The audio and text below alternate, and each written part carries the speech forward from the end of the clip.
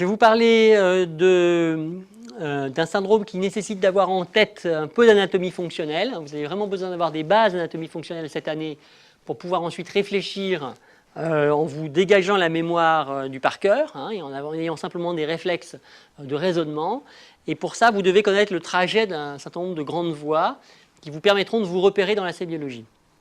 L'exemple typique, c'est le syndrome de Brown-Séquard, c'est-à-dire le syndrome d'hémisection médulaire, dans lequel vous savez que vous avez un syndrome pyramidal qui va être du côté de la lésion, que vous allez avoir un syndrome cordonal postérieur qui va être également du côté de la lésion,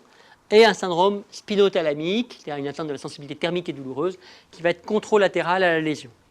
Alors au lieu d'apprendre par cœur que le pyramidal et le proprioceptif sont homolatéral et le spinothalamique controlatéral, il faut juste que vous ayez en tête les trajets de ces grandes voies. Et comme ça, vous serez solide devant toute lésion sur une de ces voies. Vous saurez de quel côté vous attendre à trouver un déficit.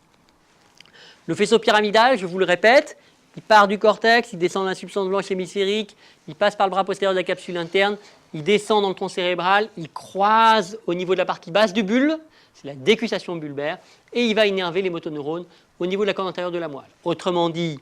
quand la lésion est en dessous du point de décussation, c'est-à-dire les lésions au niveau de la moelle épinière, le déficit est du même côté que la lésion, tandis que dès que la lésion est au-dessus de la décussation bulbaire, dans le tronc cérébral ou également au niveau hémisphérique, à ce moment-là, vous allez avoir un déficit controlatéral à la lésion.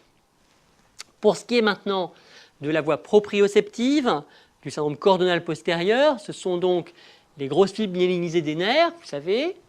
qui arrivent, dont le corps cellulaire est au niveau du ganglion de la racine dorsale, qui va arriver directement au niveau du cordon postérieur, donc dans la substance blanche de la moelle épinière, au niveau postérieur, monter directement, sans relayer là, monter directement jusqu'à la partie bulbaire, au niveau de ce qu'on appelle les noyaux de Goll et Burdak, qu'on appelle également les noyaux graciles et cunéiformes, c'est la même chose. Donc partie basse du bulbe,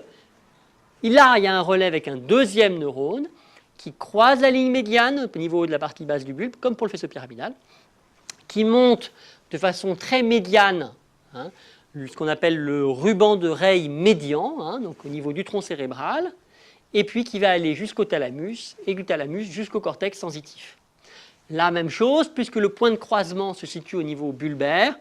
toutes les lésions qui seront en dessous du bulbe vont donner un trouble proprioceptif ipsilatéral à la lésion, tandis que les lésions qui se retrouvent au-dessus du bulbe, donc par exemple une lésion thalamique, une lésion corticale, vont donner un trouble qui va être controlatéral à la lésion. Enfin, le troisième candidat, c'est le faisceau spinothalamique. Vous savez qu'il a une position plus latérale,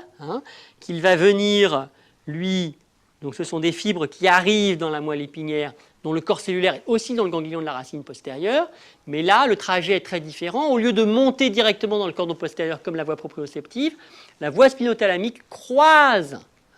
la ligne médiane au niveau de la commissure grise antérieure et va monter dans le cadran antérolatéral de l'autre côté, au niveau de la moelle épinière. Autrement dit, là, le croisement n'a pas lieu au niveau bulbaire, il a lieu dès l'entrée dans la moelle épinière, par ce passage des fibres par la commissure grise antérieure, et du coup ensuite monter dans le faisceau spinothalamique controlatéral. Autrement dit, dans une atteinte du faisceau spinothalamique, vous allez systématiquement avoir un déficit de sensibilité thermique et douloureuse qui va être controlatéral à la lésion, que ce soit au niveau de la moelle, que la lésion soit au niveau de la moelle, qu'elle soit au niveau du bulbe, qu'elle soit au niveau du thalamus ou qu'elle soit au niveau du cortex. D'accord ? Donc vous voyez que ces trajets, vous devez les avoir en tête, ils doivent être pour vous très familiers, exactement comme les trajets que vous faites dans Paris ou dans votre ville, pour vous rendre chez vous, pour aller à la fac. Ça doit être exactement la même chose, un trajet qui doit être familier et qui vous permet ensuite de vous repérer. Alors, ce trajet du faisceau spinothalamique, il permet également de comprendre la topographie très particulière des troubles sensitifs qu'on voit dans la syringomyélie. La syringomyélie, vous savez ce que c'est la cavité, le syrinx, qui va s'élargir au niveau de la moelle épinière. Et du coup, cet élargissement de la cavité va abîmer les fibres spinothalamiques qui sont en train de croiser pour aller rejoindre le cadran antérolatéral contralatéral. D'accord ? Elles vont toucher aussi bien celles qui viennent d'un côté que celles qui viennent de l'autre, puisque les deux doivent passer par ce point de croisement, qui est justement à la jonction du canal épandymère, à la jonction de cette cavité. Donc l'élargissement de la cavité syringomyélique abîme les fibres spinothalamiques qui sont en train de croiser et donne donc un trouble de la sensibilité thermique et douloureuse spécifique, sans atteinte de la sensibilité tactile et proprioceptive, c'est une atteinte dissociée de la sensibilité, et qui va toucher la sensibilité thermique et douloureuse sur tout l'étage où la cavité s'est développée. Et comme généralement c'est au niveau de l'étage cervical que la cavité se développe, en général au moins au début, vous allez avoir cette topographie suspendue en cape, avec l'atteinte des épaules et du haut du dos souvent, qui concerne justement cette atteinte cervicale haute de la cavité qui abîme les fibres spinothalamiques qui sont en train de croiser à chacun de ces étages pour aller rejoindre le cadran antérolatéral. Donc vous voyez qu'avec cette topographie bien en tête, vous ne pouvez plus vous tromper sur le côté. Vous pouvez comprendre également certaines choses très simples, comme par exemple cette question que vous vous êtes peut-être jamais posée, pourquoi dans le syndrome de Wallenberg, dans l'infarctus latérobulbaire, il n'y a pas de déficit moteur. Les accidents vasculaires cérébraux, c'est très souvent, dès qu'il y a un accident hémisphérique, il y a une hémiplégie, c'est un des signes de révélation. Pourquoi est-ce que dans les accidents bulbaires et dans les accidents du territoire invertébro-basilaire, on n'a pas de déficit moteur? Pourquoi on n'a pas de syndrome pyramidal? Bien pour une raison très simple, qui est que le faisceau pyramidal a une position médiane au niveau du bulbe, au niveau des pyramides bulbaires, d'accord, que les deux artères vertébrales vascularisent le tronc cérébral, de telle sorte que chaque artère vertébrale peut compenser le déficit de l'autre pour les parties les plus médianes du tronc cérébral. Autrement dit, si vous avez une vertébrale de bouchée, l'autre vertébrale va être capable de vasculariser la partie médiane de l'autre côté. En revanche, la partie latérale de l'autre côté, elle ne pourra pas la vasculariser parce qu'elle est trop loin. Autrement dit, quand vous avez atteinte d'une artère vertébrale, c'est généralement les parties les plus latérales qui sont vascularisées par l'artère vertébrale de ce côté-là qui vont souffrir.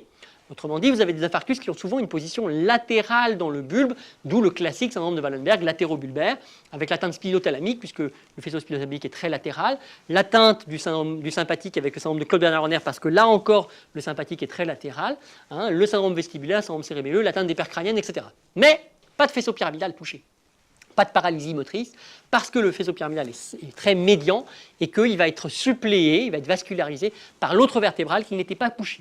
D'accord ? Donc vous voyez comment cette vision topographique des artères et des trajets nerveux vous permet d'avoir des tableaux d'ensemble que vous n'avez plus à apprendre par cœur, mais qui coulent de source en fait. Ça devient logique de savoir que dans le Wallenberg,